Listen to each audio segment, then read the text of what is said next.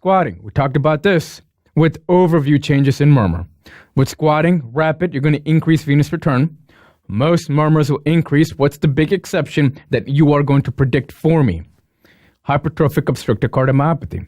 More amount of blood in your heart. Remember, HOCM comes under the category, comes under the division of the category of hypertrophic cardiomyopathy. And the most common hypertrophic cardiomyopathy will be the obstructive type with what kind of hypertrophy of the interventricular septum? Asymmetrical. Asymmetrical. Good. Valsalva. What happens? Have you seen this face over and over again? You have your closed epiglottis for which you are breathing out or expiring. As you do so, you increase your thoracic pressure. You're going to squeeze the pulmonary capillaries and you go into phase 2. With phase 2, you decrease the amount of blood returning to the left side. And so therefore, the intensity of the most of the murmurs is going to decrease or are going to decrease. Now, something that I wish to bring to your attention, yet once again, with Valsalva, tell me about MVP, mitral valve prolapse. 4 components. What are they? S1, S2, 2 down, 2 to go. Click and murmur. That's your pathology. When you do Valsalva, you have decreased amount of blood to the heart. What happens to that click? That click gets closer to S1. It is not a delayed click. It is a shortened click, isn't it? Or an early click. What then happens to the murmur? It is now lengthened, right? What happens to the intensity of the murmur? It increases. That's a Valsalva. When you do exercise or rapid squatting, and I showed you pictures before, in which you would then have increased amounts of blood, the click would then get closer to S2 or it is delayed and the murmur shortened. If you've understood or if you've missed that concept, go back and review. If you've gotten it down, let's move on. Let's not waste time. Let's be efficient. 2 exceptions are exactly here.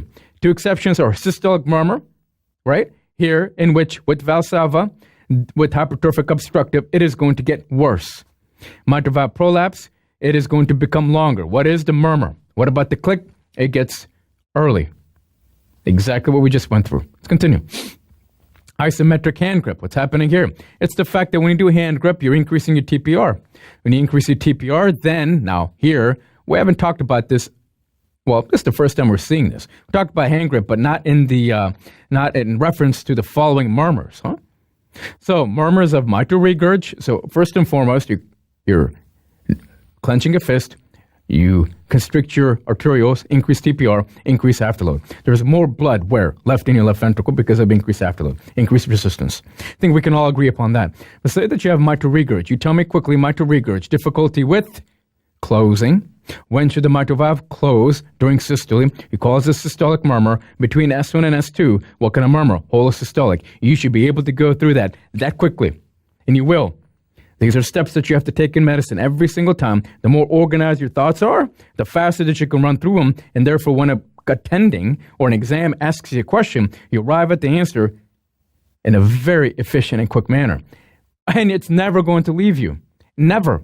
Ventricular septal defect, aortic regurgitation. With all of these, with a hand grip, you're going to increase the intensity of the murmur because of the backup. You can't move forward. Increased afterload, increased resistance. Hand grip. Versus hypertrophic cardiomyopathy, aortic stenosis. Pay attention.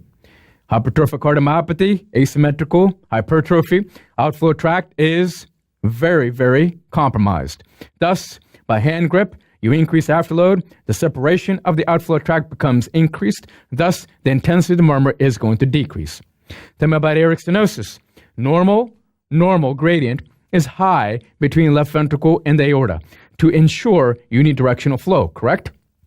When you do a hand grip, what happens? Less blood passing across a stenotic aortic valve. What happens to the murmur? Decrease in intensity. Tell me about MVP. You have more blood left in your heart. What happens to that click? It gets closer to S2. It's delayed. What happens to the murmur? Decrease intensity. There you have it. That line right there for hand grip.